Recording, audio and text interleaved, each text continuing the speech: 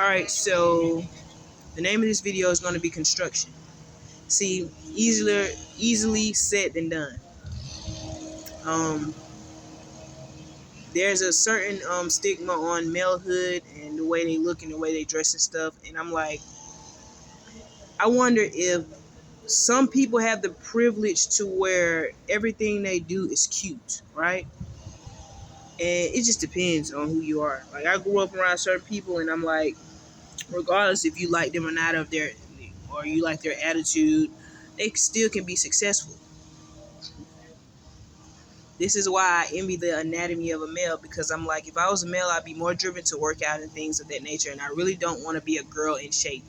So, that's my cognitive attitude toward, life. I'm like, you got to know the specifics of my life to see really why I can be a bit careless. So with all of that being said, when I see all these random people, I was taught that working at McDonald's was a cheap restaurant and there's no benefits, but it just depends on your outlook on life. That's why some people get more respect than others, because some people are like, well, McDonald's paid for me to go to college and shit like that. But you could have been some ratchet, trashy person for the neighborhood, and it was stereotype for you to get your scholarship from McDonald's. So I think that's the reason why growing up in Atlanta, it was hard, because I really could have just been left alone. You know what I'm saying? So I survived irrational situations and I formed a negative outlook on my city. I'm like, I really supposed to like go out there and have fun and enjoy the West End Mall and all of that, but life is not easy. I think that my dad probably, I think sexism, that's what we're dealing with. It breaks my heart. Sexism breaks my heart. Because my dad can argue with his mom and be like, I wrote a song about how I was living off eating reduced lunch and shit like that. But I'm like, even if you had financial success, that's it's the hierarchy of society, right? It's like a level that what they say, like the Indians and all that shit, the caste system.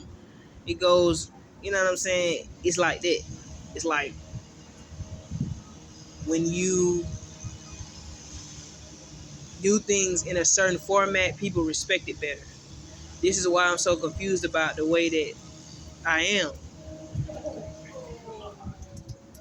because I grew up around ghetto people that were really taking advantage of that identity, and there were people that had to be manipulative, maybe in a good way, to protect their identity and their families, and it just happened like that. And I'm like, I shouldn't be thinking too hard about nothing. I mean, what if you're born in a paradigm where you actually could be a smart person and stay to yourself, and then you have people that are being viewed as retarded, autistic, and there's a random person going over in a blimp saying that all those retarded people down there are probably suffering and shit when they may be having the time of their life. It's all in how you look at things. Everybody has a code of ethics and a way of looking at things. It's all about perception. You know what I'm saying? When a girl wrote a poem called Sugar Daddy, I wrote down, because I'm like, in reality, it's a ghetto mind state to me. It's like it depends on the level of innocence, because there is a spectrum for innocence. Some people are really, really, really, really ghetto, and it's like I can get in the car in the midst of that, because I've been around people that have dumped me down. You know what I'm saying? Make me doubt myself, but I had to submit to them, because I'm like, y'all already got families and shit, and I can't really be sitting here rain on your parade. I want people to be successful, even if their paradigm is not one that leads to the type of success that one would see as, intellectually pleasurable. But from my understanding, there really are paradigms that you can form. It's the paradigm I form. I view men as controlling, and I'm like, it's not about them being controlling. It's about the fact that somebody could see me hanging around somebody, a man bitching me, and instead of viewing me as somebody that actually defended myself, that viewing me as an inferior. That's the difference. So I think that's the difference between women that think they're bitches and women that actually are victims, like me, of insanity, irrational behavior. I can't say that I'm justifying things by faith because I can't change what happened to me. So, with all of that being said, I mean, I'm glad that people will feel sorry for you and shit, but I'm like, it would have been nice. Everybody that comes from what they call humbling circumstances, or where they end up in a situation where they're being victimized, your emotional, reverse psychological emotional state is to basically get love. And I'm like, it has to be from the right person. It can't be from a white person. It can't be from, a person that has victimized you. But that's what the paradigm I was forming in the hood. I'm like, some people really grew up feeling protected by men. They was like, nah, you just being sensitive to me. I'm like, well, I can judge you. I can over